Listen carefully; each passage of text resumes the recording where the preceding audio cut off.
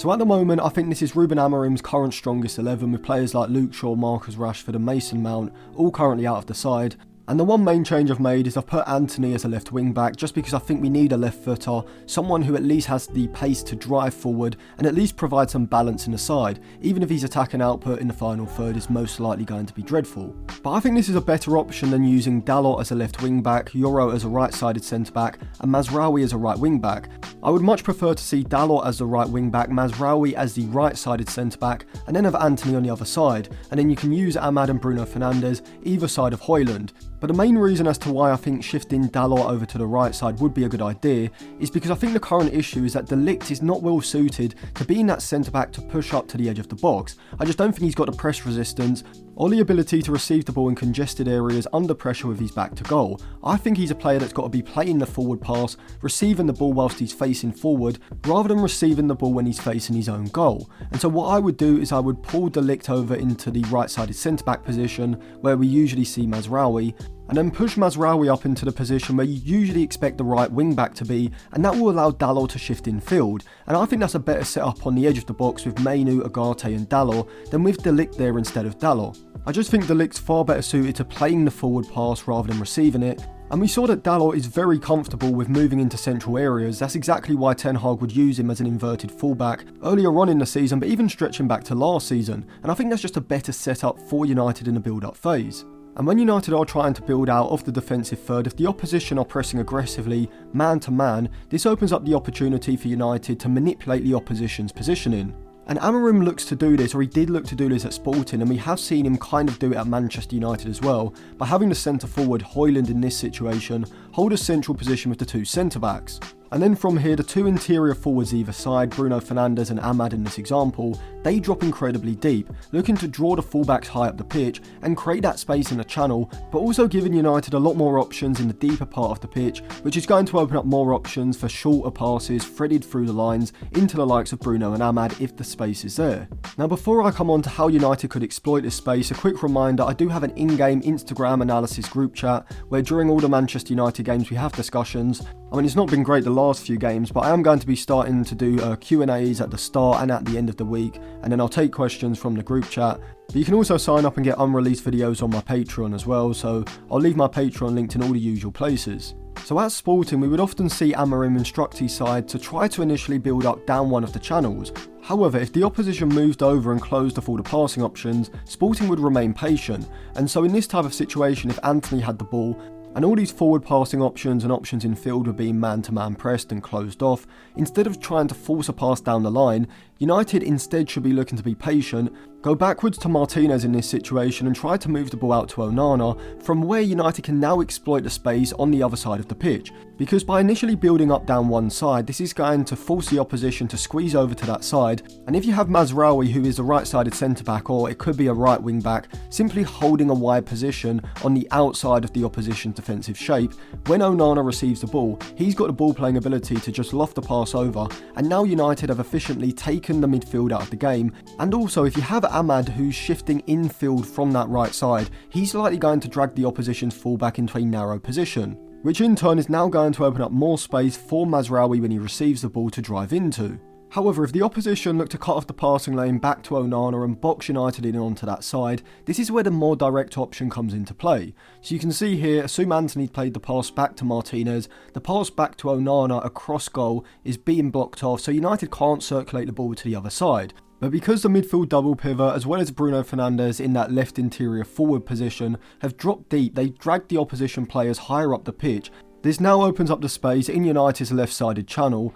for Lisandro Martinez to look for a direct long ball, with Højlund now able to move out of that central position into this wider position, look to receive the pass, and this is where he has to control the ball. And now you want Bruno Fernandes and Ahmad to try to spin their markers on their back, get goal side, as well as Mazraoui on the other side bursting forward into the space, and now Højlund from this position has to be looking to link play, find a pass into Bruno or Ahmad, and if he can find that pass, now United have the space to attack into. And we did see Amorim use this more direct option at Sporting Lisbon, and in Victor Gyökeres, he probably had the perfect centre-forward for this, as Gyökeres was excellent physically and in terms of his athletic ability, in terms of his pace when he was moving into the channel. He'd be able to not just win the aerial or the physical battle, but he would do so very efficiently, finding the likes of Trincao and Goncalves, who are now making runs off of their pressing players, and so Gyökeres would act as a link man from this more direct ball. However, the issue that Amorim currently has at United is that Højlund doesn't really have this ability. He does on occasion, but not consistently enough.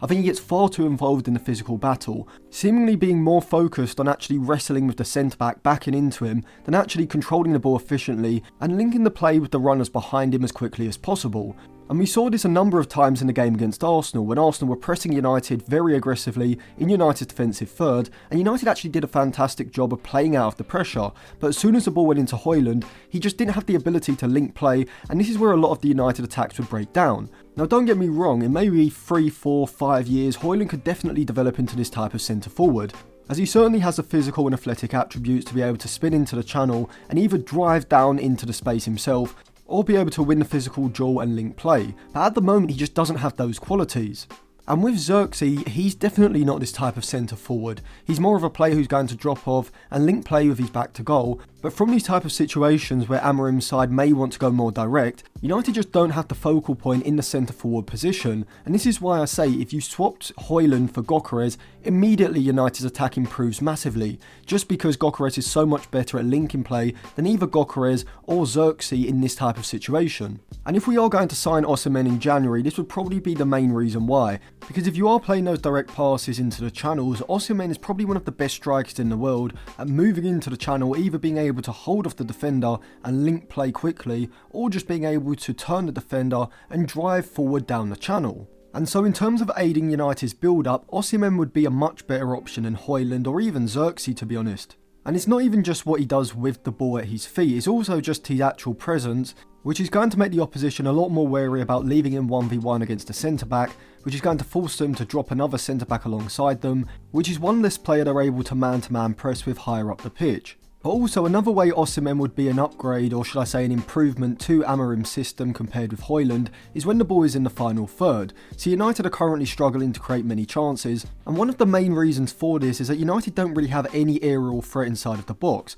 I mean, Højlund has the stature and the physicality, but he's nowhere near the level that Osimhen would be from crossing situations. And so this would mean that rather than trying to play through a deep defensive block or trying to create chances via quick interplay out wide looking to get in behind the fullback, with Osimhen as a centre forward, United would have a more direct option, able to play the pass backwards to maybe someone like Lisandro Martinez, Dalot, Mazraoui, Bruno Fernandes, whoever it is, and then have them whipping across from a decent position, knowing that you have someone like Osimhen, who even against the most aerially dominant centre-backs, for example Saliba and Gabriel, is going to be able to create chances for himself throughout a game. However, the reason I don't think Osimhen is a perfect stylistic fit for what Amorim wants from his system, and why I probably think Amorim prefers Gyökeres, is because Gyökeres is much better when linking play in congested areas. We saw at Sporting that Amorim's side a lot of the time were trying to play through the centre, even in the opposition's half, looking to thread passes between the lines into Gyökeres' feet and have him lay off the ball quickly for the runners either side, opening up that space for them to move ahead of him as well. And Gyökeres is just so much better in this type of situation, particularly than Højlund, but also than Osimhen as well. I don't think Osimhen is much of an improvement on Højlund in this area, because his close ball control under pressure and his ability to lay the ball off quickly is not one of his strengths. He's much better when he's against the centre-backs with more space around him, and he can receive direct balls and win the physical battle and link play that way. And so this is why, to me, if United are signing Osimhen, it's more of a Højlund upgrade, and I really can't see how we can keep both Højlund and Osimhen. I mean, I know people are going to say that Osimhen can be the starter and then Højlund can develop over the next few years, but United just don't have that luxury. We can't afford to drop however many millions it is on Osimhen, 40-50 million pounds, and then have a striker who's probably worth around 50 to 60 million pounds as well, in terms of Højlund on the bench, who's stylistically very similar to Osimhen, has the same weaknesses in his game, and even when it comes to Højlund's strengths, Osimhen is better in pretty much every other area, and United can't afford to just have a backup to Osimhen. If they're going to have a second striker, they need someone who's stylistically different. Højlund isn't stylistically different enough to Osimhen to have him on the bench. I just don't see it working from a squad building point of view, particularly in the long term. Maybe for the second half of the season, yes, But come the summer, we need to reinvest the money in the wing-back areas, central midfield, as well as the 2 interior forward positions. So it doesn't make any sense to just keep Højlund around, hope that he can reach Osimhen or Gyökeres's level in the next 3, 4, even 5 years, because we just haven't got that luxury. We can't afford to just have Højlund playing second fiddle to Osimhen just because the fan base likes him, when Osimhen is basically a stylistic upgrade in most areas to Højlund, and we can just sell Højlund and reinvest the money in other positions that we actually need. So let me know what you think in the comment section below, and you can sign up to my Patreon. I'll leave it linked in the description, comment section and on the end screen right now.